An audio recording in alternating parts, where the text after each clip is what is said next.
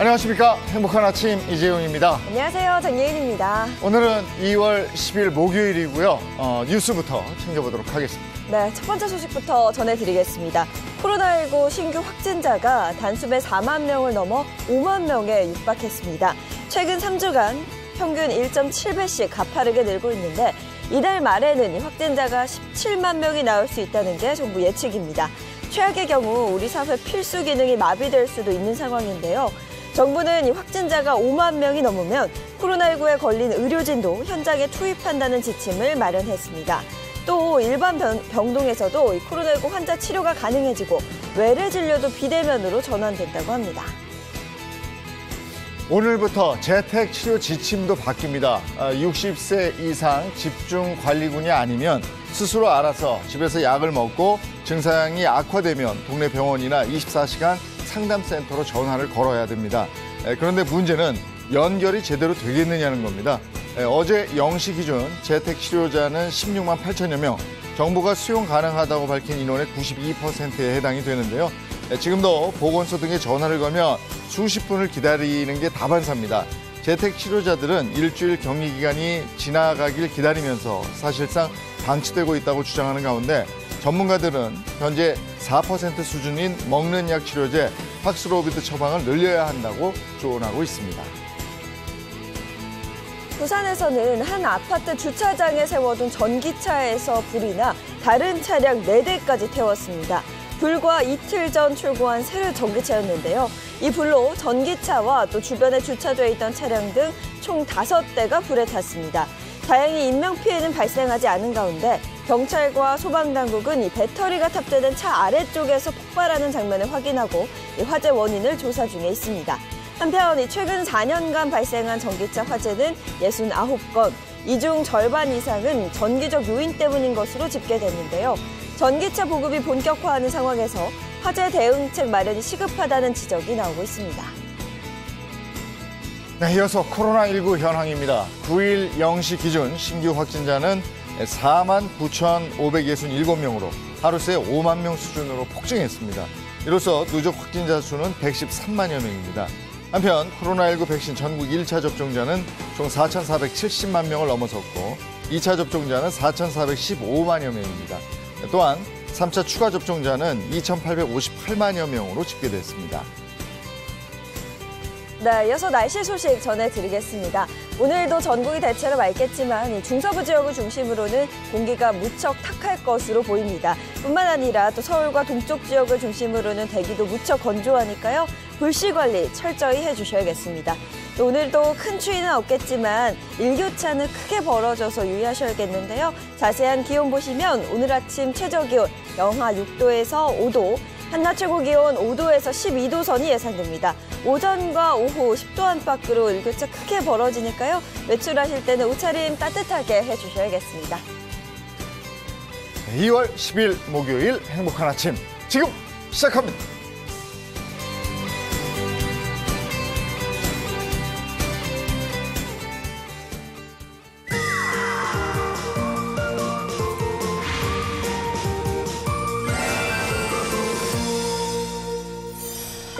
네, 지난해 겨울부터 시작했던 그 사랑의 열매 모금 활동이요. 지난 2월 3일로 마무리가 됐다고 합니다. 네, 여러 가지 어려운 가운데서도 목표했던 100도보다도 더 많은 온종이 쌓였다고 하는데 자, 그 현장으로 함께 가시겠습니다. 특별한 수업이 진행된다는 경기도 한 초등학교를 찾았습니다. 추웠지? 앉으세요. 책상 위에는 교과서 대신 요리 재료들이 가득한데요. 도시락, 통까지. 이 겨울에 소풍 갑니까? 네, 밥이 왔습니다. 와. 저희 오늘은 교과 수업이 아니라 이렇게 계란찜이랑 유부초밥, 과일 세척해가지고 요리 수업 진행하려고 합니다. 아이들과 선생님이 함께 도시락을 만들어보는 시간인가 본데요. 친구들과 옹기종기 모여서 직접 만들다 보면 뭐든 맛있겠죠? 아까 얘기했던 유부야. 액체에 들어가 있었잖아. 그래서 고사리 같은 손으로 유부속을 꼼꼼하게 채워줍니다. 예쁘게도 만들었네요. 직접 만들어보니 어때요? 뭔가 신기하고 재밌어요. 달걀찜도 아이들이 따라할 수 있을 정도로 쉬운 방법이 있다는데요. 자, 선생님이 계량하기 쉽게 종이컵을 가져왔는데 네. 종이컵에 우리 계란을 3개 넣었잖아. 네. 3개 넣었을 때는 한 3분의 2 정도. 오. 계란 하나당은 이렇게 해서 한 꼬집 정도가 간이 적당하대. 달걀찜 만들기가 이렇게 쉬웠나요? 계란찜 될 것 같아요? 계란 죽 될 것 같은데. 죽 될 것 같아? 이번 수업은 한부모, 조선 가정에서 자라고 있는 취약계층 아동들을 위한 시간이라고 하는데요. 아이들의 일상이 항상 건강하길 바라는 마음으로 준비한 수업이랍니다. 불도 사용하지 않고 아이들이 안전 문제가 있기 때문에 간단하게 전자레인지나 아니면 그냥 물 같은 걸로 사용할 수 있는 걸로 간단하게 요리를 해보고 있습니다. 코로나19로 어린아이들이 혼자 있는 시간이 늘어났는데요. 이런 돌봄 공백을 최소화하기 위한 맞춤 훈련이라고 합니다. 계란찜 너무 잘 됐지? 죽 될 것 같았는데 잘 됐어요. 과일을 씻을 때에도 아이들의 건강을 지킬 수 있는 방법으로 알려주고 있답니다. 아이들이 좀 안전하게 먹을 수 있는 베이킹소다나 소금 같은 거를 활용해서 안전하게 먹을 수 있도록 알려주고 있습니다. 집에서도 영양분을 골고루 섭취하는 습관을 들이기 위해 식사부터 간식까지 꼼꼼하게 알려주고 있답니다. 저희가 만들었어요. 맛있겠죠? 아이들의 일상 회복을 위해서는 도시락뿐 아니라 다양한 분야의 어른들의 도움이 필요한데요. 우리 일상생활 기술 프로젝트에 대해서 함께 얘기해 보려고 하는데요. 온도에 따라서 옷 입는 거. 이번 프로그램을 통해 아이들에게 필요한 것들을 체계적으로 정리해 볼 수 있었답니다. 국민 여러분들께서 사회복지 공동 모금회를 통해서 지원해 주신 덕분에 저희가 꼭 필요하다고 학교 현장에서 느꼈던 일상생활 프로젝트 이 기술 훈련들을 이렇게 매뉴얼한 작업들을 시범적으로 운영하게 되었고요. 사회복지 공동 모금회에서는 국민들의 참여로 이루어진 모금액을 소외된 어린이뿐 아니라 도움이 필요한 사회 모든 분야에 지원하고 있습니다. 지난 2월 3일 사랑의 열매 온도탑 폐막식이 열렸는데요. 낯이 익은 분이 보입니다. 농구 코트에서도 열정 가득, 예능 프로그램에서도 열정 넘치는 허재 감독님이네요. 8cm 짧은 참돔! 그 옆에는 남다른 가창력의 소유자 가수 솔지 씨까지 자리를 빛내주고 있습니다.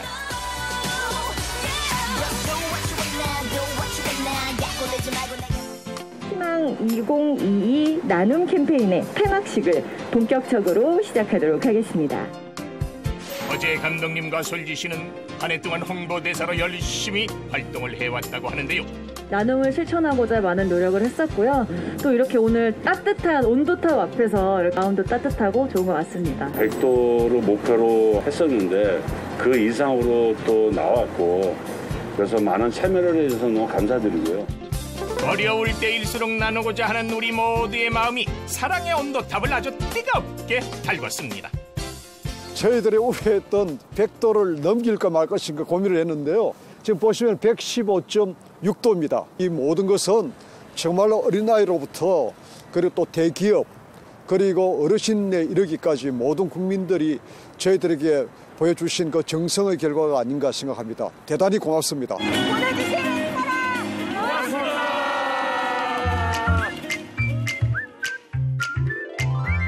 우리 모두의 온정이 알차게 쓰이고 있는 또 다른 것.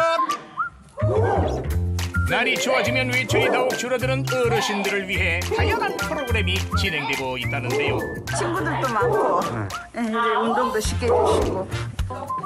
수업이 끝나자마자 휴대전화를 들고 하나둘씩 모여드는 어르신들. 좀 작게 할 거면 조금 작게 넣고 그러는데. 언니는 점수가 조금 낮게 나왔네요. 운동 조금 열심히 더 해야 되겠습니다. 아니 뭘 보고 점수를 매기시는 거예요? 변화그래픽 상세히 보려면은 이렇게 해갖고 오늘 점수가 73이고요. 체중량, 이 골격량 나오고요. 사랑의 열매에서 지원해 주셔가지고 우리가 지금 잘 쓰고 있습니다. 네, 어머니 안녕하세요. 이수연 복지사입니다. 어저께 걷기 운동 많이 안 하셨죠? 주말 동안에도 걷기 운동 많이 하셔가지고 네, 월요일날 다시 뵙도록 할게요. 어르신들이 동기화 버튼을 스마트폰을 이용해서 누르게 돼요. 그렇게 되면 어르신들의 정보가 제 컴퓨터 정보 시스템으로 넘어오게 돼서 저희가 모니터링을 할 수 있게 되는 겁니다. 어르신들에게 인기가 많은 수업은 또 있다고 합니다. 이 수업 또한 사랑의 열매의 지원으로 운영되고 있다는데요. 변하지 못하는 진심. 바로 어르신들의 마음 건강까지 돌봐주는 감성원예 수업 시간입니다. 자신의 감정을 표현하기도 하고 자신의 자존감까지 일깨울 수 있는 그런 프로그램으로 운영을 할 수 있다고 생각합니다. 전하지 못했던 마음을 표현해 봅니다. 우리 마누라한테 이래 한평생이 잘 살자고 이래. 정이야 사랑한다. 어르신들의 건강한 일상에 많은 도움을 주는 수업이지만 생활을 사유하다 보니 진행에 어려움도 있답니다. 감성원예 부분은 재료비나 이런 강사비 같은 부분들이 많이 나가는 사업이기 때문에 복지관 사업 자체로는 조금 어려운 부분이 조금 있었는데 이번에 사회복지 공동모금회와 지원으로 인해서 어르신들에게 다양한 서비스를 지원할 수 있게 돼서 너무 감사한 일입니다.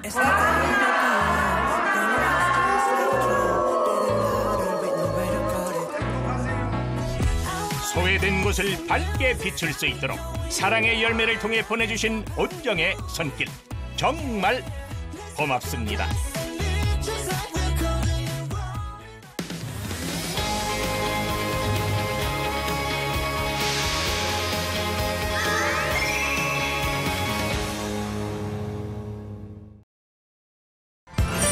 돈이 보이는 경제 첫 번째 주제는요. 1,000만 원대 짝퉁 가방, 점점 교묘해지는 짝퉁의 세계입니다.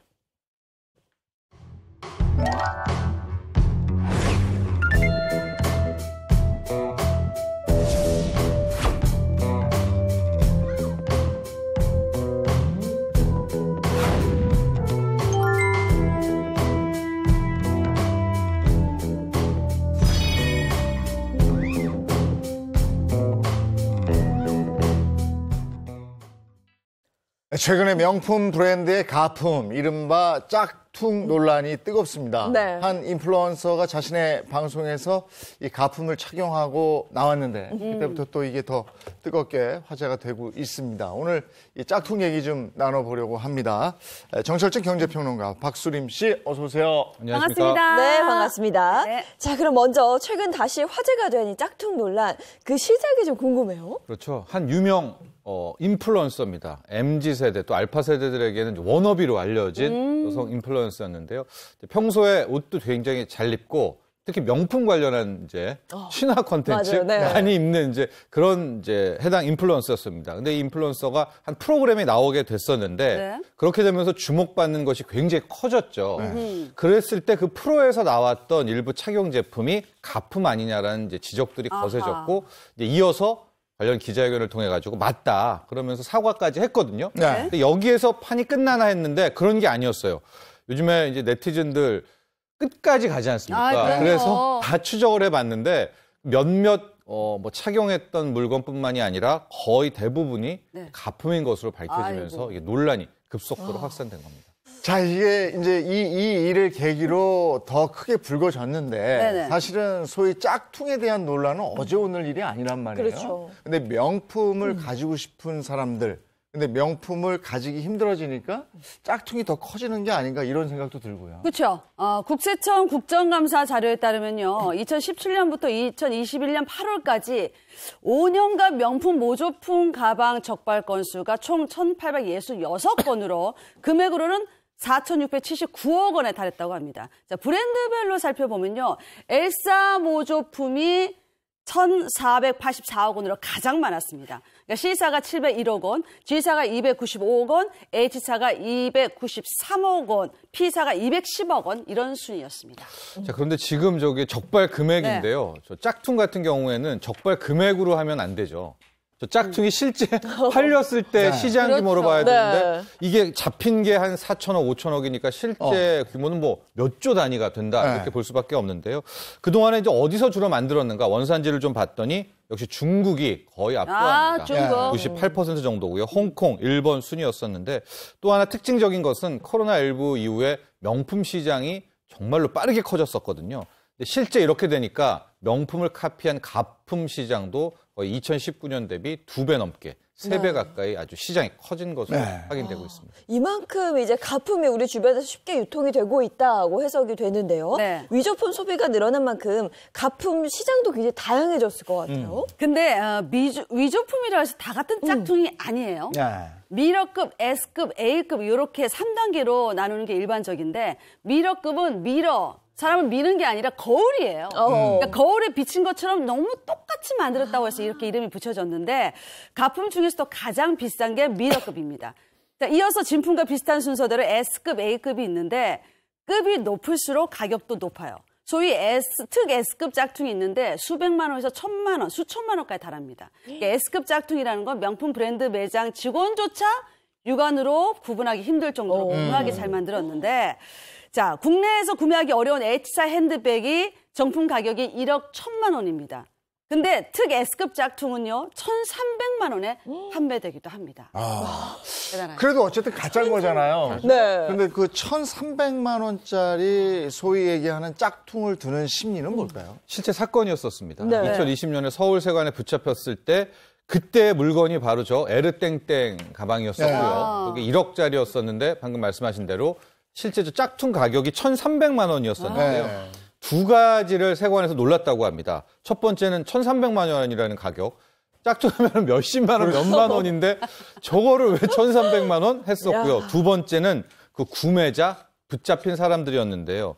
대학 교수, 의사 등 명망 있는 사람들, 부유층이 많아서 가지고 또 두 번 놀랐다라고 하는데 왜 이렇게 샀느냐. 이렇게 뭐 여유가 있으면서도. 근데 특히 더 놀란 건 이들 중에 실제 진품도 있는 사람이 가품을 또 산 겁니다. 그러니까 진품 같은 경우에는 기본으로 사는 거고 이제 가품은 특이한 컬러들 이런 것들 아니겠습니까? 그런 것들을 섞어 들려고 뭐 이런 이야기를 해서 더 충격을 줬다라고 합니다. 네, 또 요즘은 당당하게 이거 가품이야라고 말하는 사람들도 있대요. 좀 많이 바뀌었죠. 우리가 옛날에 저 짝퉁 시장의 문제는 뭐였냐면 시계 같은 거를 진짜인 줄 알고 파는 거예요. 그렇죠. 뭐 롤땡 같은 것들 그래서 진짜인 줄 샀다가 이게 가짜로 판명되면서 속은 거지 그때. 속은 거죠. 그러나 지금은 속는 게 아닙니다. 굉장히 노골적인데요.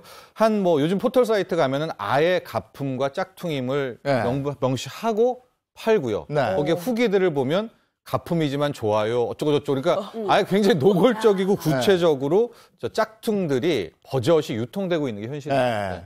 아니 예전에는 그 특정 골목이 이렇게 가다 보면 뭐 이렇게 기웃거리고 있으면요. 뭐 찾는 거 있으세요? 그렇지. 요 안으로 좀 들어와 보실래요? 이런 거였거든요. 말씀하신 것처럼 예전에는 그랬어요. 동대문, 남대문, 뭐 이태원 그 뒷골목으로 가면 루땡땡.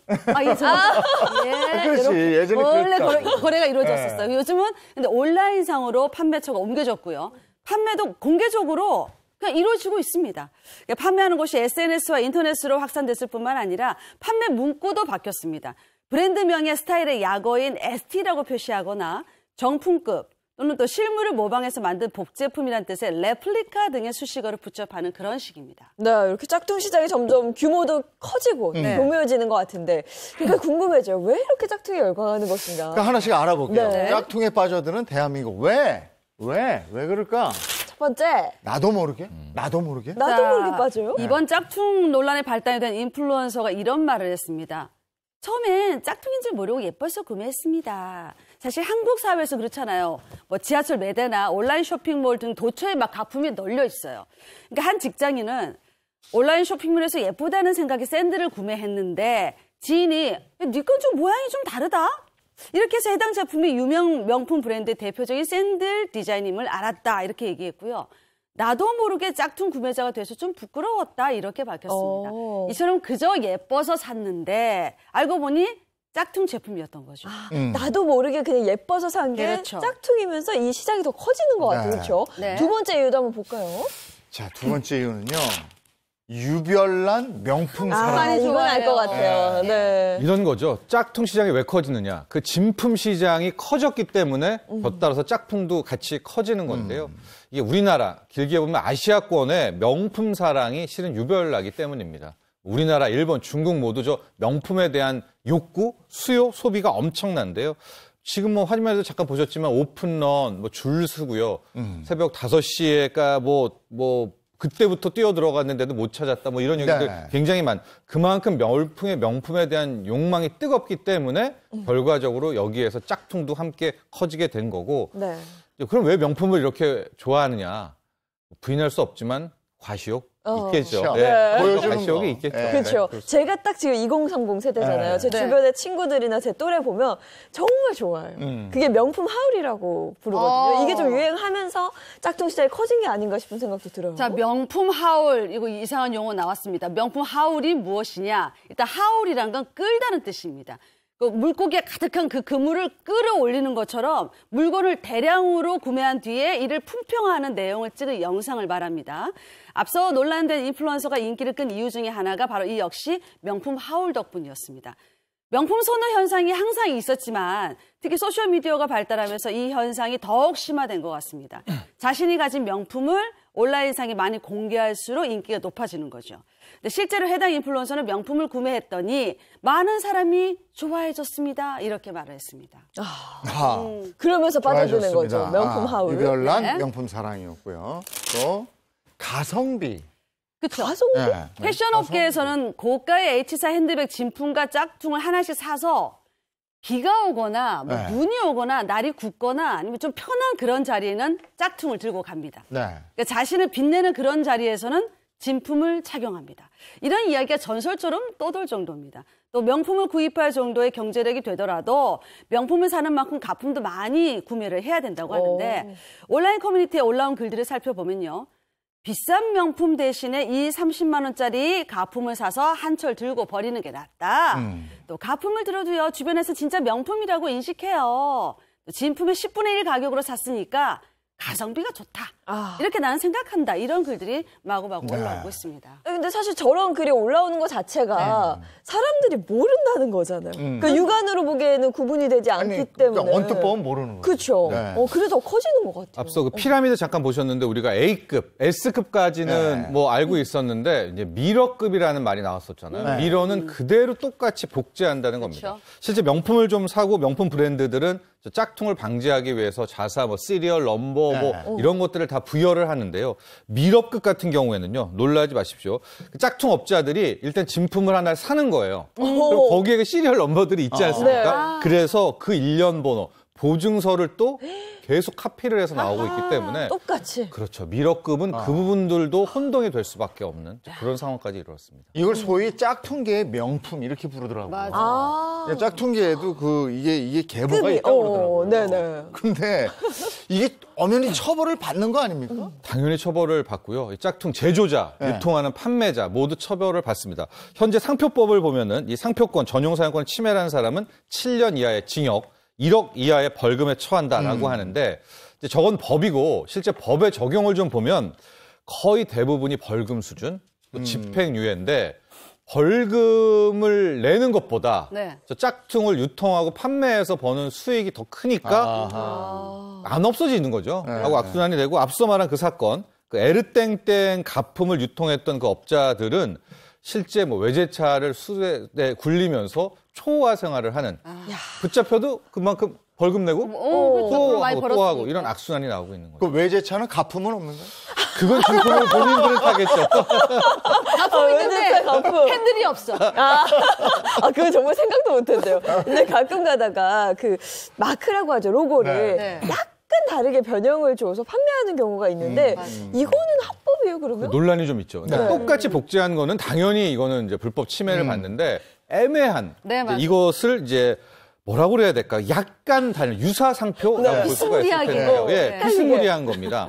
그러니까 앞서 말한 이제 R사의 그 시계를 좀 보면 버젓이 그 명품에는 그 로고가 있는데 그걸 이제 베낀 것들 좀 애매한 그림들을 좀 보면 조금을 바꾼 이제 이런 부분에 한해서는 유사상표 부분이죠. 너무 비슷한데 위에는 똑같아요. 저게 불법이야.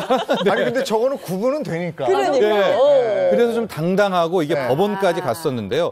법원은 굉장히 단호합니다. 그러니까 유사상표에 있어서도 이것도 상표권 침해라고 보는 입장인데요. 왜냐하면 분명히 이제 저 유사상표를 만든 쪽은 다르다. 우리는 짝퉁이 아니다라고 하지만 법원은 저게 단순히 호칭뿐만이 아니라 외관 그리고 그것을 보고 착각할 수 있는 관념도 다 상표권 침해에 포함된다라고 해서요. 조금 다른 것들도 다 상표권 침해입니다. 이렇게 인식을 하면 될 것 같습니다. 아니, 요즘에 동네 카페들도 많은데 거기 어떤 카페 가보니까 그 별다방 로고하고 비슷하게 그런 데가 또 있더라고요. 근데 자세히 보면 얼굴이 다르죠. 그런 게 있습니다. 근데 그렇게 이제 판 사람들이 이렇게 처벌한단 말이에요. 근데 구매자, 산 사람들은 어떻게 해요? 그게 이제 가장 큰 논란이고 뭐 입법부에도 많은 나오는데 현재로서 우리나라는 구매자, 소비자에 대해서는 처벌하지 않습니다. 상표법도 그렇고요. 대부분이 이것을 팔 목적 혹은 뭐 유통시킬 목적, 다른 데 수출할 목적인 한에서의 소비는 처벌을 하지만 구매는 자신이 단순히 사용하기 위해서 짝퉁을 샀다. 우리나라는 소비의 목적은 처벌하지가 않는다.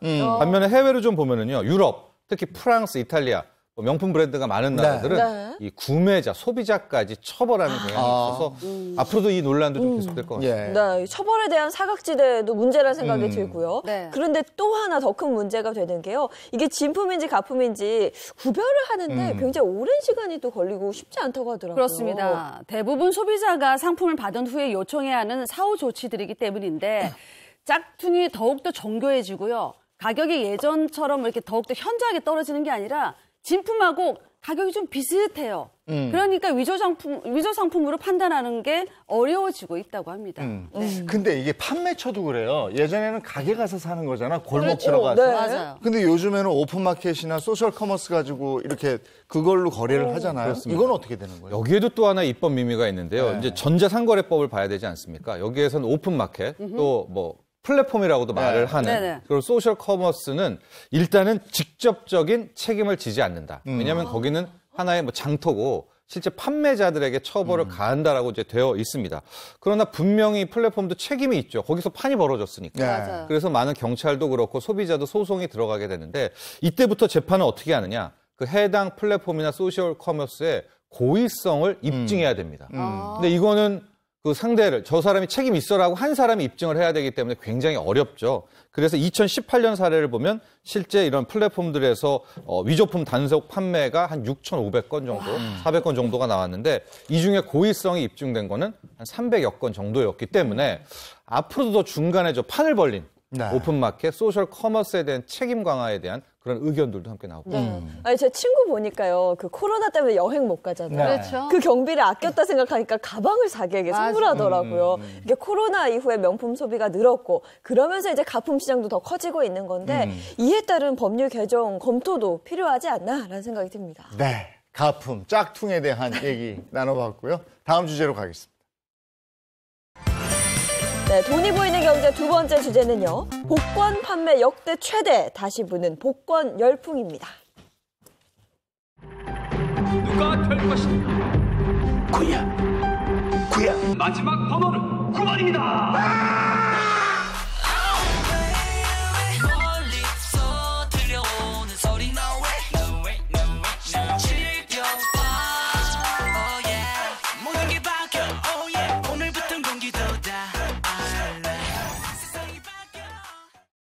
지난해 복권 판매량이 역대 최고치였다고 그럽니다. 이해하시죠? 답답하니까 사는 건데 그 원인이 뭔지 또 관련된 얘기 한번 나눠보도록 하죠. 네, 그럼 가장 먼저 지난해 복권이 얼마나 팔린 거예요? 많이 팔렸어요. 자, 얼마 전 기획재정부 복권위원회에 따르면요. 지난해 복권 판매액이 5조 9,755억 원으로 집계가 됐습니다. 우와, 엄청나죠? 5조. 네. 2020년 약 5조 4,100억 원에 대비해서 한 10% 정도 증가한 수치인데 2017년 보시면 4조 2천억 원에서 4년 만에 약 43% 늘어났습니다. 복권 판매액이 6조 원 수준까지 육박한 것은 이번이 처음입니다. 그러니까 그리고 1년에 1회 이상 복권 구매 경험이 있다 하시는 분들 손 들어보세요. 다 있죠? 예. 2020년 56.9%에서 지난해 62.8% 늘었습니다. 네. 아니 왜 이런지 미루어 짐작은 가는데 특별한 이유가 있을까요? 요인별로 볼까요? 네. 첫 번째는 코로나19입니다. 여러분도 더 잘 아시겠지만 코로나19 터지고 나서 어려운 분들이 더 어려워졌고 특히 소상공인 분들이 굉장히 많이 어려워졌잖아요. 그러니까 이분들이 그나마 기댈 곳이 복권밖에 없다라고 해서 수요가 늘어났고요. 두 번째는 부동산입니다. 이것도 왠지 아시겠죠? 근로소득을 아무리 해봤자 부동산이 오르면서 격차를 못 따라잡아요. 그럼 복권밖에 없다. 세 번째는 코로나19로 경마장, 카지노 등이 안 되니까 그나마 남은 합법적인 사행성이 좀 있는 복권에 또 소비가 다 몰렸다 이렇게 보였습니다. 그런 가운데 국내 대표 복권이죠. 그 온라인 복권이요. 지난달 29일 1000회를 맞았다고 합니다. 1000회요 벌써. 네. 그 복권 이름이 이탈리아어로 행운이란 뜻입니다. 그러니까 2002년 월드컵 때 12월에 우리나라에 처음 들어왔어요. 그러니까 당시 전국은 말 그대로 복권 열풍이었어요. 당시 구입가가 그 지금 2배의 2,000원이었거든요. 국내 처음 선보인 복권의 방식이었으니까 구입가가 높아요. 그리고 당첨금 이율로 당첨금이 불어나는 그런 구조가 현실로 나타나다 보니까 국민적 관심이 집중됐습니다. 그러다 보니 복권을 함께 구매하는 직장인 복권계 또 당첨번호를 맞춰보자는 인터넷 카페가 생겨날 정도입니다. 그때 정말 어느 정도였냐면요. 제가 여의도 근무할 때인데 여의도 직장인들 거의 전부 복권 사러 나왔었어요. 진짜. 그때 왜냐면 누적액이 컸거든. 네, 맞아요. 그래서 막 줄 서서 복권 사고 막 이랬는데 아니 오죽하면 무슨 복권 명단까지 등장하잖아요. 그렇습니다. 뭐 1, 2등 당첨자 자주 나오는 것이 복권 명당이고요. 이들은 문전성시를 이루게 되는데 한 전국에서 온라인 1위 가장 많이 났던 서울의 복권 명당이 있습니다. 최초 이 판매점에 문을 열 때 2002년 12월에는 첫 주 매출이 18만 원. 최근은 얼마냐? 1주입니다. 주당 매출이 4억 원. 하고 토요일 밤 저녁에는 2시간 이상을 줄을 서야 이 복권 명당에서 복권을 살 수 있다라고 열기가 높다고 합니다. 아니, 저희 집 앞에 역 앞에도 명당이 하나 있는 것 같은데 줄이요. 정말 퇴근 시간에는 2배로 늘어나고요. 그냥 주말 같은 데도 정말 길어요. 저희가 왜냐하면 모이니까 확률상 커지는 거 아니에요? 많이 그런가? 맞습니다. 근데 많이 당첨이 됐다고 하더라고요. 많이 파니까. 근데 요즘 복권하면 지금 저희 얘기하고 있는 온라인 복권이 대세인데 사실 예전에는 주택 복권이 또 굉장히 인기였다고. 예인 씨 기억나나 모르겠어요. 저는 잘 모르겠어요, 사실. 주택 번호판들이 뺑뺑뺑뺑 돌아가요. 그러면 아나운서가 그러잖아요. 준비하시고. 쏘세요! 쏘세요! 팡팡!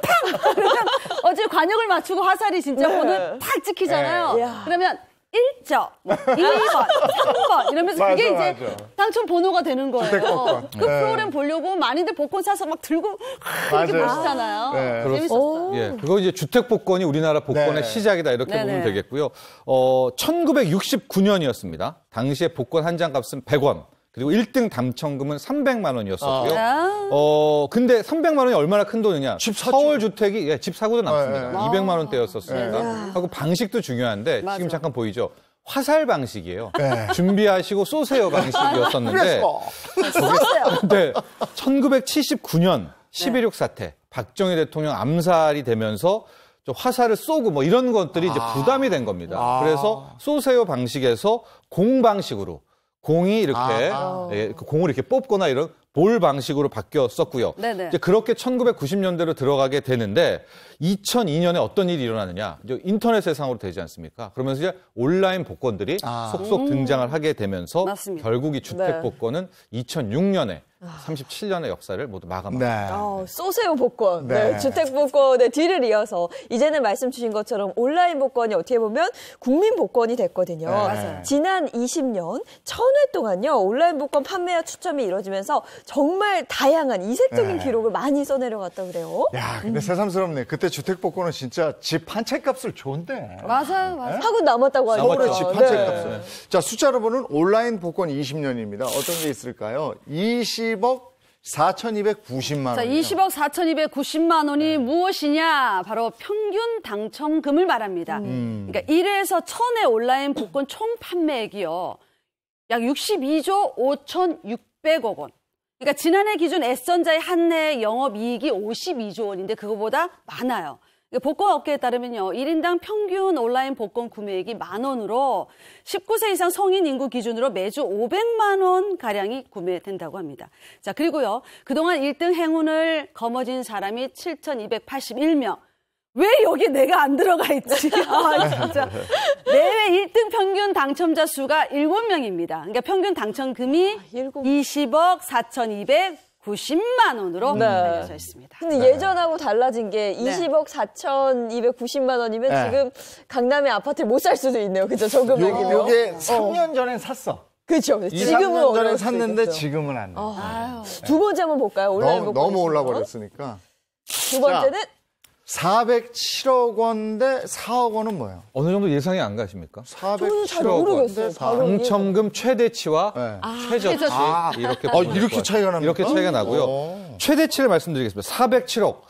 그때 월드컵이 2002년에 끝나고 그 다음 해예요. 전 국민이 들썩였던 그래요, 이때. 2003년 4월경이었었는데요. 이제 2월이 시작이 됐었고요. 결과적으로 1등 당첨자가 안 나오면서 당첨금은 불어났고 자꾸 이월되는 거죠. 19회 때 이제 나옵니다. 그때 액수가 바로 407억이었고요. 엄청났었죠. 이제 시간이 한참 지났으니까요. 그게 2003년이니까 누가 당첨됐느냐? 30대 후반에 경찰관으로 이거 아주 화제가 됐었죠. 알려져 있고요.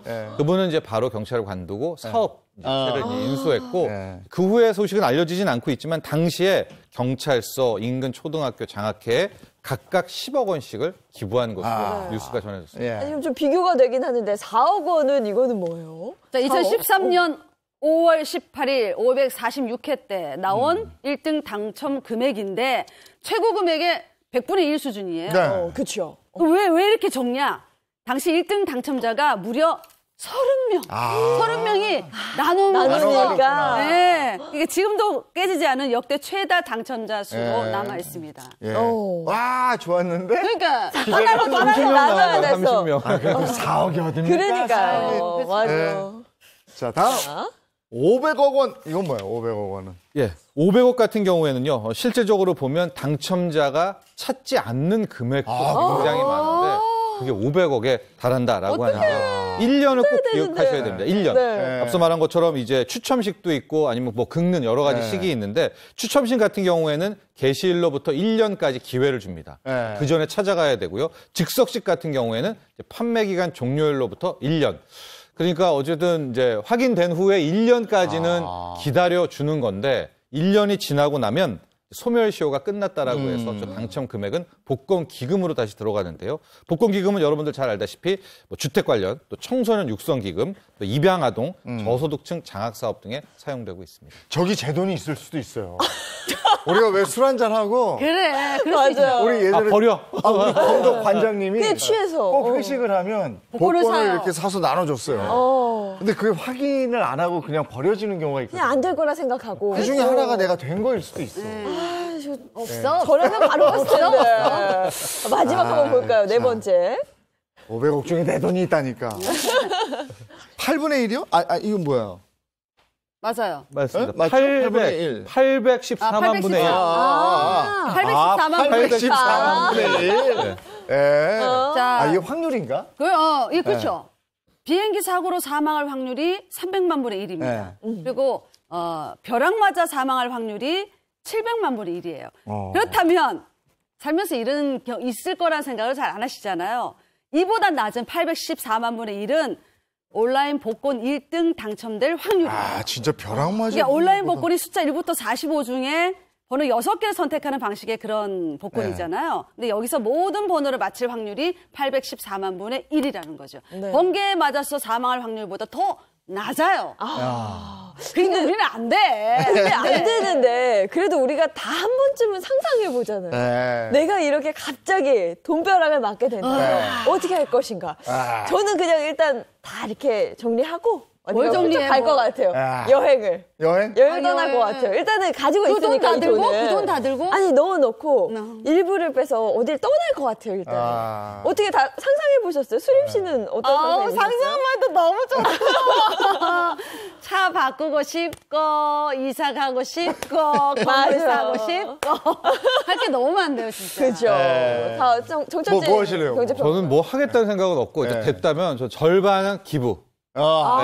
저런 분들이 그러면 저희가 뭐가 돼요? 저런 분들이 네. 정말 얄밉다. 생각을 했는데 뭐야 됩니까 진짜? 정말. 저는 이렇게 제가 아는 그 그룹별로 이렇게 탁 모아놓고 정말 좋은 데서 한 잔씩 팍 하고. 제대로. 제대로. 이게 얼마일까 이런 거 생각 안 하고 그냥 팍. 그다음에 집사람 딱 데리고 제일 좋은 백화점 가서 마음대로 골라봐. 네, 그런 거 한번 해보고 싶었거든요. 안 돼. 근데 안 돼. 근데 상상만 해도 좋네요, 진짜. 맞아. 자, 레드, 싹! 현실로 돌아와서. 근데 진짜 뭘 해야지 될지 몰라서 막 헤맬 것 같아요. 만약에 된다면. 그렇죠. 1등 당첨이 딱 됐어. 119에 신고하시면 안 됩니다. 그러니까 신분증 들고, 복권 들고, 농협 저기로 가야 돼. 본점에 방문하시면 돼. 집 근처 농협 가셔도 안 되고 그냥 본점 가셔야 되는데 지급 기한이 지급 개시일부터 1년까지 찾아가셔야 돼. 1년 지나시면 안 되고 복권 용지가 많이 훼손이 됐다. 그러면 지급 제한이 될 수도 있습니다. 복권의 2분의 1 이상 원형이 보존되고 컴퓨터 인식이 가능해야 한다고 하니까 용지는 진짜 소중히 다루셔야 돼요. 네, 온라인 커뮤니티에 올라온 글을 보면요. 그 당첨번호 확인은 토요일 말고 일요일에 하라는 글이 있더라고요. 왜냐하면 토요일에 되면 월요일에 잠을 못 잔대요. 너무 설레서. 그래서 꼭 일요일에 확인하라 이런 말까지 나오더라고요. 그래서 20억 원이 됐어. 만약에 20억 원 이렇게 됐으면 이걸 다 갖는 건 아니잖아요. 세금이 있죠. 당연히 세금이 있는데요. 세금도 5만 원, 3억을 좀 기억하셔야 될 것 같아요. 5만 원 이하는 이제 안 받습니다. 그러니까 이 기타 소득으로 분리돼가지고. 근데 그 다음에 이제 3억까지부터는 세율이 크게 올라가는데요. 3억까지는 세율이 20%고요. 3억을 초과하게 되면 30%입니다. 근데 우리 소득세 보시면은 이제 지방세 10%가 포함이 되니까 3억까지는 22%, 3억 이상은 33%의 세율이 들어간다라고 생각하시면 될 텐데 만에 하나 이제 20억이 당첨이 됐어요. 그러면은 앞선 구간 3억까지는 22%의 세금을 떼가지고 또 3억 이상인 17억에 대해서는 33%를 떼거든요. 그래서 결과론적으로 봤다. 20억이 당첨됐다. 얼마 받느냐? 13억 7,300만 원. 그러니까 20억에 13억 정도. 한 6억 정도는 6, 7억은 세금으로 떼야 된다. 그렇게 생각하시면 될 것 같아요. 근데 이렇게 거액의 당첨금을 수령한 다음이 저는 더 중요하지 않을까 싶어요. 그다음에 관리를 해야 되잖아요. 큰 돈은. 여러분들 많이 아시지만 이제 복권의 저주라는 게 있어서요. 역대 잘 사는 분도 계시겠지만 큰 복권 당첨일수록 크게 망하거나 더 비극인 경우가 많이 있거든요. 그래서 왜 그런가를 좀 분석을 해봤는데 첫 번째는 소비. 흥청망청 되고 외국 같은 사례에서는 마약하고 그래서 망하는 경우가 있고 두 번째는 사업입니다.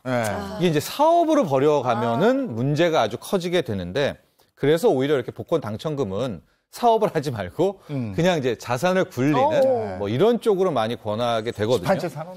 그렇죠. 연금이라든가 보험이라든가 부동산이라든가 상가라든가 이런 쪽으로 많이 권하게 되는. 다시 한번 말씀드리지만은 이게 사업적으로 가서는 굉장히 많이 이제 좀 힘들어하는 분들이 많았다라고. 그래서 복권의 비극 뭐 이런 것도 있잖아요. 맞습니다. 2007년에 18억에 당첨된 40대 남성이 비극적인 선택을 했습니다.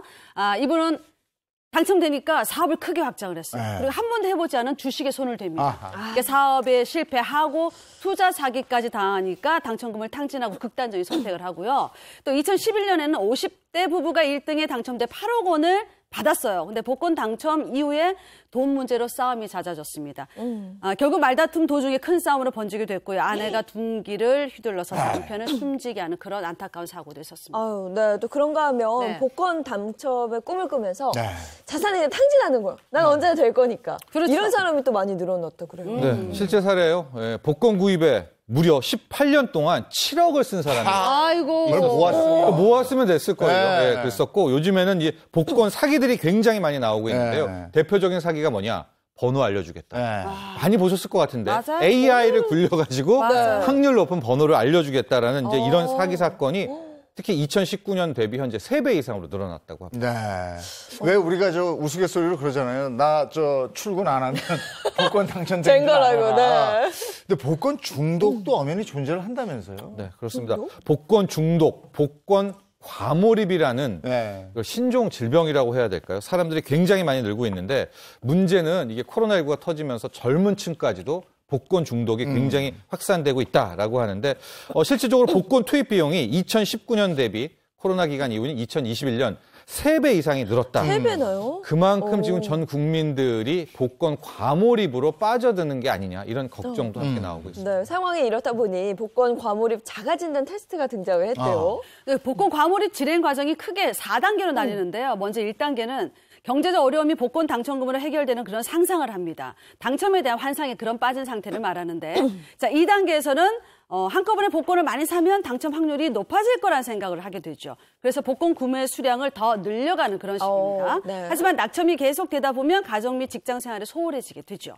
자, 3단계 경우에는 복권 분석에 투자하는 시간이 점차 증가하는 모습을 보입니다. 예를 들어서 온라인 복권 번호 분석 등을 해준다면서 아까 말씀하신 대로 관련 정보 제공을 대가로 돈을 받는 유료 사이트 여러 곳에 가입을 하는 거고 4단계는 결국 계속된 낙첨으로 인해서 절망감에 빠지게 되죠. 물론 가정 파탄이나 극단적 시도까지 그렇게 나타나는 경우를 말합니다. 근데 저 1단계는 누구나 와보지 않았을까요? 저도 한번 해봤던 것 같아요. 이건 좋은 거죠. 맞아요. 3단계까지는 다 가죠. 상상하지. 네. 많이 사면 안 된다. 이 살 돈으로 치킨 한 마리 시켜 드세요. 근데 이게 또 복권 사행성에 대한 우려의 목소리도 있잖아요. 그렇죠. 이게 양날의 검인데요. 현재 여러분도 알다시피 복권 기금은 좋은 일에 쓰여집니다. 네. 공익 사업에 많이 쓰여지고 있어서 국민 인식 조사에서도 최근에 결국은 좋은 일에 쓰여지는 거 아니냐 이렇게 국민들도 생각을 하고 있는데 문제는요. 이게 오히려 해가 될 수 있다는 거예요. 복권은 좋은 일에 쓰이지 이러면서 더 사는. 근데 복권의 기본적인 성질에 사행성은 있는 거는 맞거든요. 이 두 개의 균형을 잘 맞춰야 될 것 같습니다. 불황일수록 사회가 좀 어려울수록 복권 열풍에 대한 얘기를 하거든요. 네. 그 얘기가 지금 나왔네요. 그래서 우리도 이 얘기를 했네요. 네. 돈이 보이는 경제 여기까지입니다. 고맙습니다. 감사합니다. 고맙습니다. 사건 사고 24시 오늘 주제는요. 이종훈 변호사 실종 17년 그는 지금 어디에 있나입니다.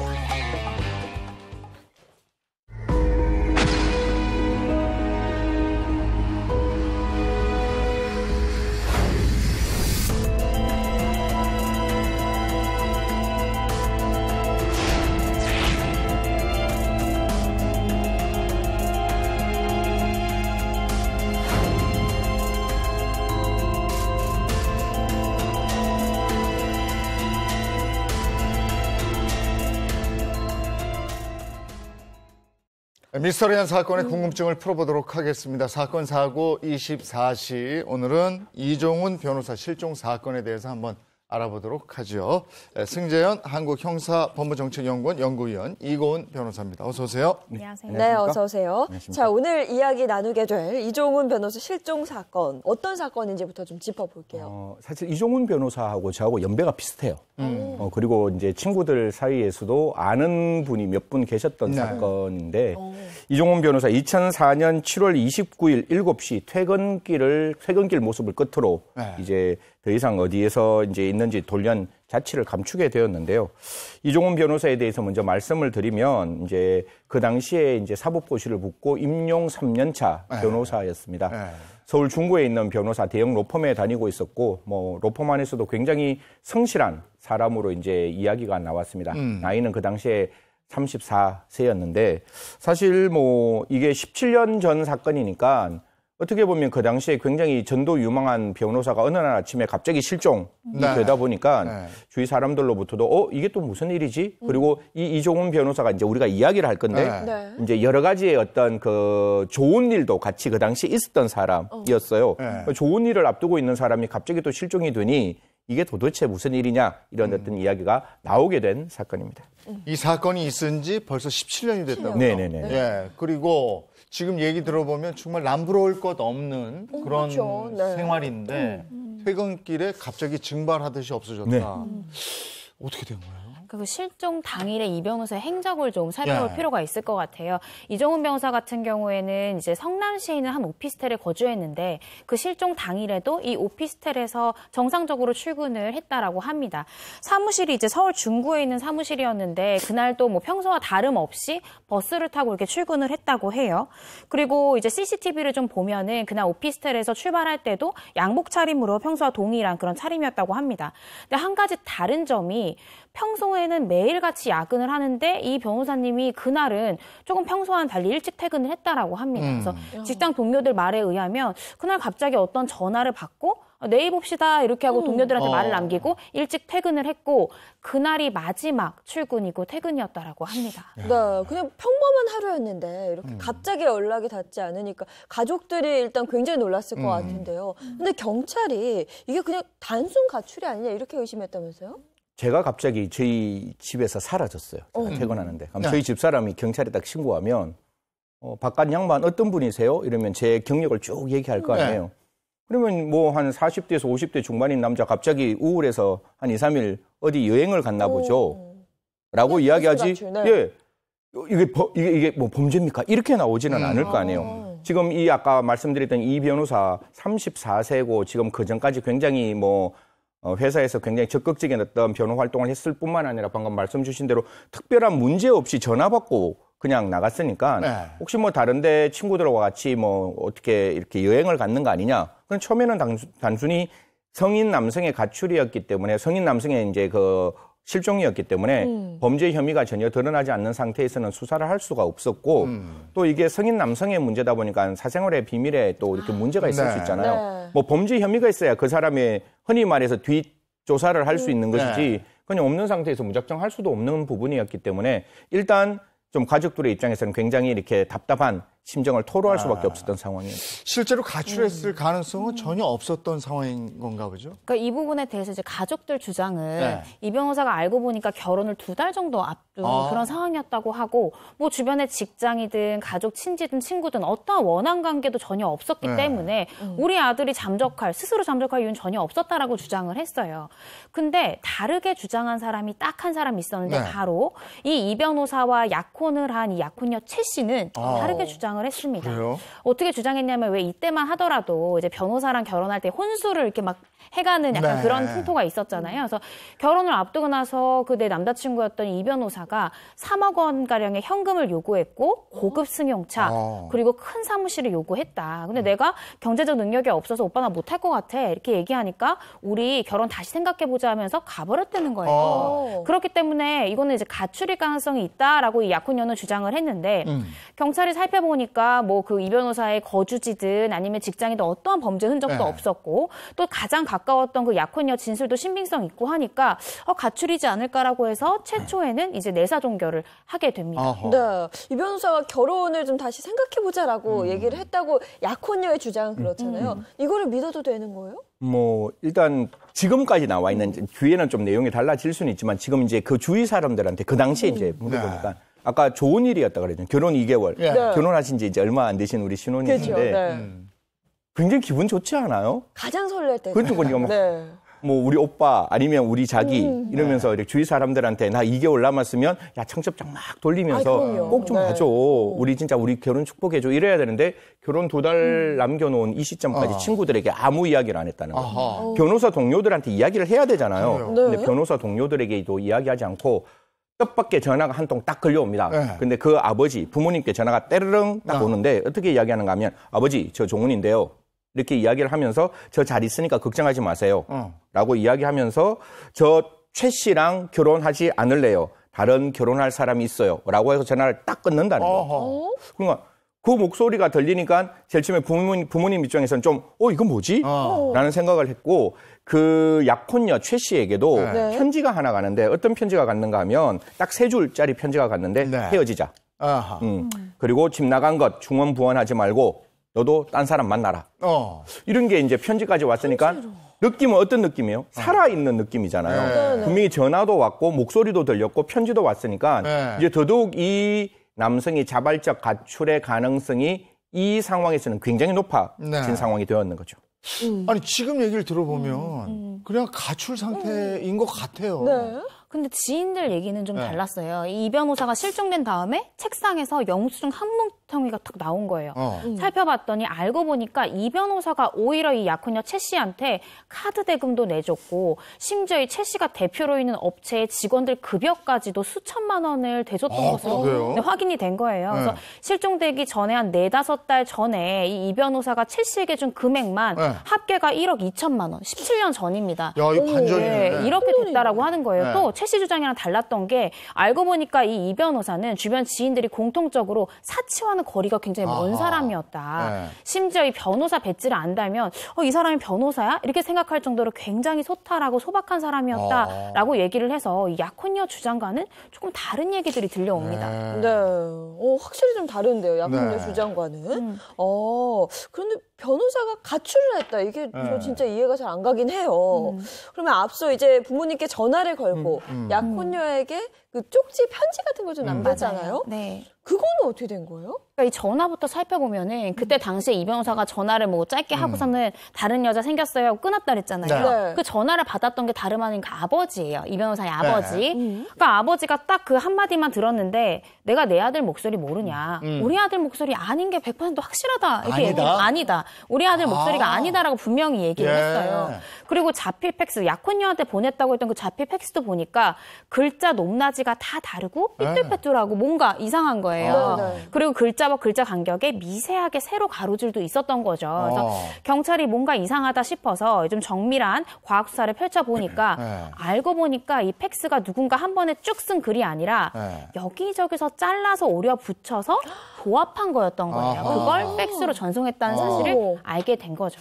그러니까 뭔가 석연치 않은 구석들이 이렇게 좀 발견이 됐습니다. 그러니까 이걸로 봐서는 그 이 변호사가 아직까지 살아있고 그냥 스스로 잠적한 것 같은 것을 조작하기 위해서 누군가가 일부러 이렇게 꾸며낸 거라는 거 아니에요? 그렇죠. 이게 지금 이제 아침에 시청자분들 보시면 섬뜩하잖아요. 이게 그건 저랑 아빠 저 잘 있어요 했는데 그것도 거짓말이고. 네, 아니고. 그 여자친구한테 보냈는 헤어지자 이것도 거짓말이고. 근데 여기서 또 한 번에 더 거짓말이 나타났는데 아까 결혼 2달 남았다 그랬잖아요. 그럼 결혼을 안 했는 거잖아요. 결혼을 안 하면 혼인신고가 안 되어 있어야 되잖아요. 그렇죠. 근데 이들 이미 부부지간이에요. 그래요? 그러니까 뭐 혼인신고를 했어. 이미 혼인신고가 되어 있는 상황이고 이미 부부 상황이었으니까 지금까지 이 여성이 제일 처음에 이야기했던 우리 오빠가 이런 형태로 나를 싫어하고 나에게 뭐 여러 가지의 어떤 혼수를 요구해서 이 오빠가 나 아닌 다른 사람을 만나러 간 그런 상황이야라고 한 이 여성의 진술이 이제는 오히려 더 합리적 의심, 이거 범죄와 관련된 거 아니야? 라고 해서 여기서부터 경찰이 이제 수사에 들어가기 시작합니다. 그리고 사실 앞에서도 약혼녀는요, 모두가 실종이라 할 때 이건 단순 가출일 것이다라고 유일하게 말했던 인물이 약혼녀거든요. 솔직한 제가 보는 이 사건을 봤을 때는 의심이 가요. 맞아요. 그래서 경찰도 이제 파고 파다 보니까 뭔가 약혼녀 최 씨가 이상한 거예요. 그래서 압수수색 영장을 발부받아서 이제 본격적인 수사에 돌입하게 됩니다. 그런데 수사를 시작한 지 얼마 안 돼도 충격적인 증거들이 이제 발견되기 시작하는데요. 그러니까 제가 흔히 생각해보면 내가 결혼할 남자가, 그리고 심지어 법률혼 상태였잖아요. 그 남자가 갑자기 물론 결혼 다시 생각해보라고 했다고 하더라도 갑자기 사라졌어요. 그러면 저 같으면 시금 전폐하고 진짜 전국 방방곡곡 찾아 헤맬 것 같거든요. 근데 이 최 씨가요, 실종되고 한 이틀 정도밖에 지나지 않았는데 800만 원어치 명품 쇼핑을 이 변호사 명의의 신용카드로 한 게 발견이 됩니다. 그래요? 네. 뿐만 아니라 그 이 변호사의 차량도 처분을 해서 1,000만 원을 챙기고요. 이 변호사 명의로 수천만 원의 대출을 받으려다가 중단된 것도 확인이 됐고, 심지어는 이 변호사가 살고 있는 오피스텔을 자기가 임의로 전세로 내놔서 6천만 원 상당의 보증금도 챙긴 것이 확인이 됐어요.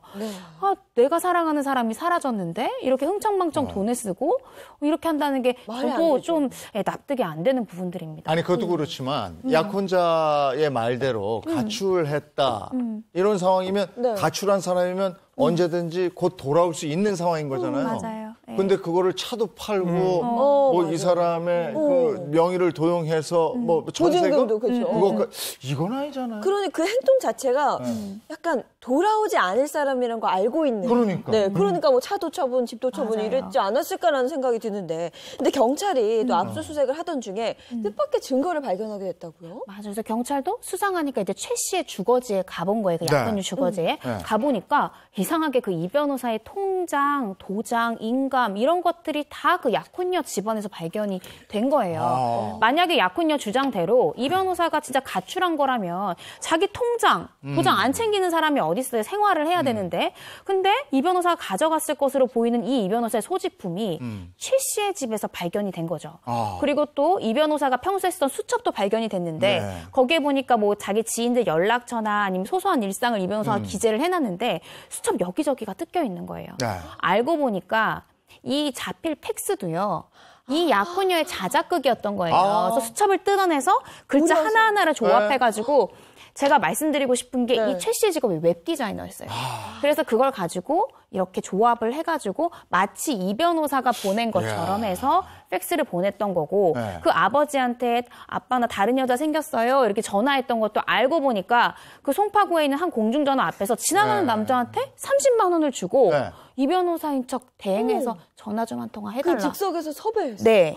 그렇게 했던 그 모든 것이 다 이 약혼녀의 자작극이었던 것으로 밝혀졌습니다. 그럼 이 약혼녀가 뭔가를 꾸며서 일을 벌인 거 아닌가 싶은데 야, 근데 무슨 이유로 이런 일을 꾸몄을까요? 이제 여기서 잠시 제가 약혼녀 변호사 역할을 한번 해보도록 하겠습니다. 이 약혼녀가 어떻게 이야기하는가 하면 원래 결혼을 하기로 했는 날짜가 2003년 12월에 결혼을 하려고 했었대요. 그게 지금 사건이 일어나기 한 7개월 전인데 근데 그게 2번 정도 이렇게 결혼식이 뒤로 밀렸다는 거예요. 그러니까 결혼식이 2번 밀리니까 이 여성의 입장에서는 굉장히 좀 마음도 상하고 또 시댁 식구들로부터 2번 정도 이렇게 뒤로 밀리면 약간 냉대를 받게 되는 거잖아요. 뭔가 마음이 안 맞고 어색하고 불편하니까 결혼이 뒤로 이렇게 밀렸는 거잖아요. 그 과정에서 이제 그 여성은 자기가 이제 부부로 이제 혼인신고를 가짜로 하게 되었는 상황이고 그런 상황에서 남자가 갑자기 떠나버리니까 이 여자가 주장해요. 떠나버리니까 너무 화가 났다는 거예요. 아니 뭐 우리 오빠 도대체 뭐 하는 사람인지 아니 그 시댁 식구들한테 설득해서 빨리 결혼하자는 것도 아니고 뜬금없이 갑자기 실종이 되니 그러면 내가 부부로 되어 있으니까 위자료라도 받아야겠다라고 해서 그런 자작극을 만들었다는 거예요. 주위 사람들한테 떠났다라고 이야기하고 그다음에 그 수첩에 대한 글자를 오려 붙여서 편지를 보냈다라고 이 여성 측은 주장을 했습니다. 근데 그 주장을 들었을 때는 뭐 그럴 수도 있겠다는 생각이 들어야 되는데 딱히 그렇진 않아요. 그렇다고 보기에는 뭔가 설명되지 않는 부분들이 있는 것 같거든요. 여기서 또 하나 이제 더 설명되지 않는 부분. 이제는 또 반대로 제가 이제 피해자 측에서 이제 또 한번 변호를 한번 해보도록 하겠습니다. 이 여성과 관계돼서 언제나 우리가 사람이 실종되거나 사람이 사망했을 때 머릿속에 딱 떠오르는 거 하나가 보험이잖아요. 그렇죠. 그게 있었어요? 그 생각했어요. 보험을 들었는데 생명보험을 들었는데. 근데 이게 아까 제가 말씀드린 2003년, 2004년에 월 140만 원. 아니 물론 이 남성이 굉장히 억대의 어떤 그 변호사로서의 연봉을 받는 사람이라 할지라도 140만 원씩 집어넣는데 만약에 사망하거나 실종됐는지 2년이 지나면 물경 15억에 아까 뭐 방금 전에 복권 로또 됐을 때 13억밖에 안 된다. 20억 받아봤자 13억밖에 안 되는데 15억 이거는 그냥 받는 거예요. 그냥 이거는 세금 제하는 것도 아니고 생명보험이기 때문에 15억을 받는 그런 이제 보험을 들어놓았고 남성이 실종되고 난 다음에도 이거를 취소하지 않고 계속해서 보험금을 납입했다라는 것과 사실 제가 제일 처음에 이 사건 봤을 때 그러면 사망을 해야 뭔가 보험금을 받을 수 있는데 보험약관 그 특칙에 보면 그 어떻게 되어 있는가 하면 사람이 실종하더라도 2년 동안 발견되지 않으면 이 보험금을 받게끔 되어 있는 거예요. 이미 받았네, 그러면. 그래서 2년간. 예, 2년간 됐는데 이 중에 지금 수사가 진행되는 과정이라서 그 당시에는 받지를 못했어요. 그런데 제가 지금 이제 와서 열심히 좀 찾아봤는데 사실 지금 나중에는 말씀드리겠지만 살인죄와 관계되는 부분에 대해서는 아직까지 미제일 수가 있거든요. 그래서 이 부분에 대해서 지금 보험금을 청구하면 저는 개인적으로 진짜 실종된 상황이었기 때문에 지금은 이 보험금 어떻게 됐는지 제가 그냥 미루어 추측하기로는 받았을 수도 있다 이런 말씀 드리겠습니다. 그랬을 것 같은데. 그렇죠.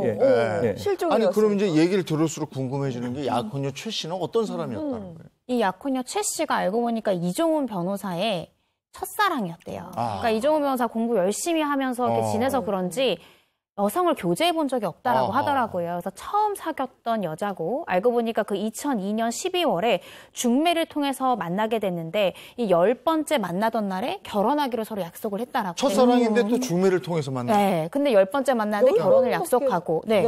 그리고 만난 지 5개월 만에 이제 약혼식을 올리는데요. 이 약혼식도 서울 유명 호텔에서 이 최 씨가 정말 수백만 원대, 한 번 빌리는데 수백만 원짜리 최고급 드레스를 빌려가지고 그렇게 약혼식을 했다라고 합니다. 지금 우리가 뭐 하나 빌릴 때 수백만 원이라도 굉장히 고가인데 그때 시절에 20년 전이라고 생각해보면 굉장히 고가잖아요. 이런 면만 보더라도 이 최 씨가 조금 사치가 있었던 사람으로 보입니다. 네, 그런데 또 약혼녀 최 씨에겐 다른 남자가 있었다면서요? 이 부분이 정말 다른 남자가 있었어요? 네, 이 부분이 정말 충격적인데요. 알고 보니까 이 첫사랑이었잖아요. 이 변호사의 첫사랑이었던 이 최 씨가 이 변호사랑 교제하는 동안에도 동거하던 남자가 있었어요.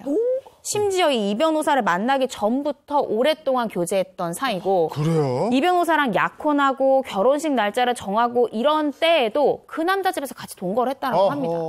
심지어는 이제 실종이 되고 나서도 계속해서 동거 생활을 이어갔을 뿐만 아니라 원래 이 변호사랑 결혼해서 살기로 신혼집을 살기로 했던 거기에 이 변호사가 실종되고 나서는 이 동거남이랑 같이 살았다는 거예요. 아니 이게 막 화가 나려고 그러죠? 그렇죠. 그리고 실종된 지 6개월 만에 이 동거남 집에 부모님이랑 상견례를 하고 결혼 준비까지 했다라고 합니다.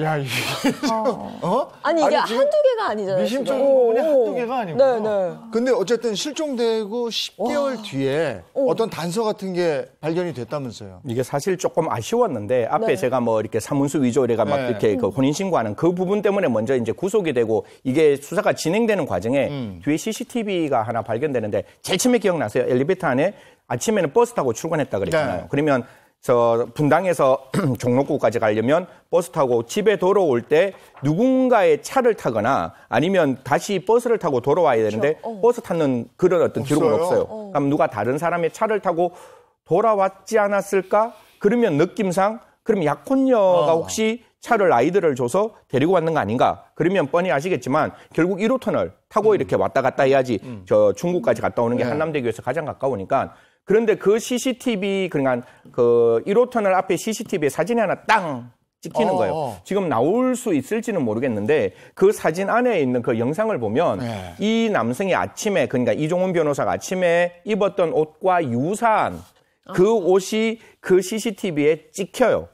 찍히니까 그러면 이 순간 이 자동차 안에 이 씨가 있었다면 요 순간이 이 씨의 최종적인 살아있는 모습이 될 수 있기 때문에 그런 여러 가지를 이제 경찰은 또 수사하기 시작하는 거죠. 네, 이것도 진짜 뜻밖의 단서가 맞는데 그 CCTV 안에는 그러면 또 구체적으로 차량의 이동 이런 게 다 찍혀 있나요? 네, 이렇게 해당 차량의 행적을 좀 살펴보면은 그 실종 당일에 저녁 6시 15분경에요. 한남대교 방면에서 올라갔다가 저녁 7시경에 한남대교에서 내려오는 장면이 찍혔는데 올라갈 때는 여자 혼자서 운전하는 모습이 찍혔고 반면 내려갈 때는 운전은 여자가 하는데 조수석에는 남성이 타고 있었던 거예요. 근데 이 얼굴 부분이 잘 찍혔어야 되는데 그게 썬팅 필름에 좀 가려서 얼굴이 명백하게 인식이 안 됐어요. 근데 가족들은 아까 우리 박사님 말씀 주신 대로 그 CCTV 엘리베이터 찍힌 거랑 똑같은 차림새고 우리가 딱 보면 체격이고 뭐고 우리 아들이다. 이 변호사가 맞다. 그렇게 주장을 했습니다.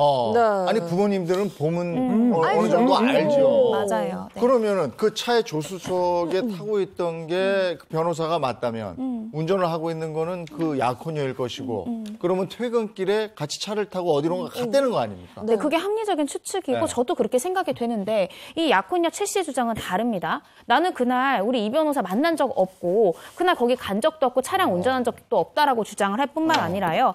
그래서 경찰이 이제 행적을 좀 조사를 해보려고 했는데 안타깝게도 이 최 씨가 그날 통화한 내역이 없어서 그 실종 당일 저녁에 최 씨의 뭐 통화 내역 기지국 조회는 전혀 되지가 않은 그런 상황이었다라고 합니다. 근데 저는 여기서 한 가지 만약에 정말 약혼녀 최 씨가 이 실종에 개입이 되어 있다면 이 모든 걸 혼자서 하진 않았을 것 같아요. 그렇죠. 방금 변호사 말씀 주신 대로 동거남이 있었다 그랬잖아요. 근데 이 자동차 사실 소유가 동거남 거였어요. 그러니까 이게 동거남에 대한 당연히 수사가 진행될 수밖에 없는 상황이었고 그래서 동거남에 대해서도 강도 높은 수사가 진행됐는데 혐의점이 발견이 되지 않았어요. 그러니까 뭐 이게 어떻게 보면 분명히 눈으로는 사건이 보이는데 뭐 최 씨에 대해서 동선도 확인이 뭐 자기는 그렇게 뭐 차에 타지 않았다. 그다음에 동거남에 그 최 씨의 동거남에 대해서도 확인했는데 혐의점이 발견되지 않았다. 이렇게 되는 거죠. 네. 지금 이 변호사의 실종에 대해서 약혼녀 최 씨의 개연성은 어느 정도로 보세요? 사실 뭐 저희들 감정적으로는 충분히 가능성이 충분한데 이게 또 수사를 진행하다 보면 분명히 이 사람을 한 사람을 억울한 사람으로 만들면 안 되는 거잖아요. 그래서 가장 중요한 것은 그 사람이 사건에 개입됐다는 명확하고 확실한 물증이 있어야 되는데 그냥 그 당시에 그런 정황들만 있다 보니까 경찰대 입장에서도 과연 최 씨를 그 이종훈 변호사의 살인사건의 용의자로 아니면 피의자로 받아들이기는 좀 어렵지 않았을까 그렇게 생각합니다. 네, 이후에 약혼녀 최 씨에 대한 수사는 어떻게 진행이 됐나요? 그러니까 결론부터 말씀드리면은 어쨌든 최 씨 계속해서 혐의를 부인하고 그리고 이 변호사가 살해가 됐는지 아니면 실종이 된 건지가 불명확해서 검찰은 결국에 살인죄 적용은 포기를 했고요. 증거가 명확한 사기, 공문서 부정행사 그리고 사문서 위조죄 등 5가지 혐의만 해서 기소를 했는데 결론적으로 재판부는 이 약혼녀에 대해서 징역 2년형을 선고했습니다. 야, 이게 저 수사관들의 수사 의지가 17년이 지났지만 있다면 그 운전을 한 그 여자의 모습이 지금은 뭐 나타나지 않지만 그게 확실하게 나타나는 날이 오겠네요. 네. 알겠습니다. 야, 이거 참. 네. 자, 사건 사고 24시였습니다. 고맙습니다. 고맙습니다. 아니, 날이 좀 풀리면 또 미세먼지 얘기가 어김없이 나와요. 그러니까 항상 이맘때마다 반복이 되는 일인데 오늘도 중서부 지역을 중심으로 공기질이 굉장히 탁하다 그래요. 이 황사 차단할 수 있는 방역용 마스크 반드시 착용하셔야겠습니다. 좋은 하루 보내시고요. 저희는 내일 아침 7시 30분에 돌아올게요. 행복한 아침, 행복한 하루 되십시오. 고맙습니다. 고맙습니다.